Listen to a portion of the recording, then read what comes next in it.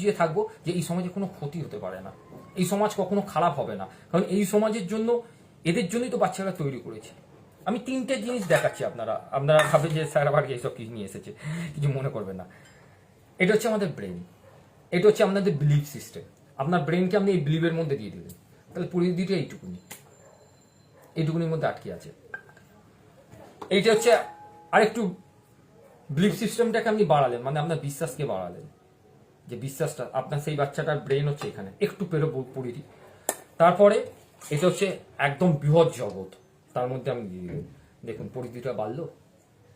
তাহলে এবার আপনাকে চয়েস করতে হবে, আপনি এই পরিধির মধ্যে থাকবেন না এই পরিধির মধ্যে থাকবেন।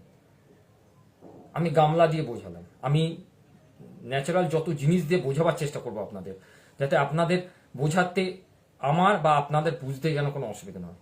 আপনার কোনটা দরকার? আপনি এই পরিবেশের মধ্যে আটকে থাকবেন, আপনার বিলিফ সিস্টেমের মধ্যে আটকে থাকবেন, যাতে যেটা আশেপাশে মানুষরা করছে, যেখানে আপনি বাচ্চাটাকে এইখানের মধ্যে না রেখে আপনি এইখানের মধ্যে রেখে দিয়ে চলে গেলেন মানে এই নয় যে আপনি অন্য কোথাও চলে গেলেন। একটা সময় তো আমাদের মৃত্যু ঘটবেই। আর যদি আমরা এই সমাজটাকে গড়ে দিয়ে যেতে পারি, যদি এই রকম পরিধি ওদেরকে দিয়ে যেতে পারি, এই রকম ব্রেন, তাহলে এই গামলার মধ্যে কতগুলো থাকবে? অনেকগুলো থাকবে। আর যদি এইটার মধ্যে আমরা রেখে দিয়ে যাই, এইটার মধ্যে রেখে দিয়ে এখানে আপনার বাচ্চা একাই থাকবে। দেখুন এর কোনো স্পেস নেই, দেখুন এর কোনো স্পেস নেই, স্পেস পাচ্ছে না। তার মানেটা খুব সহজ, যে আমরা আমাদের যে বিলিফ সিস্টেম আছে না, সেটাকে ভাঙতে হবে না।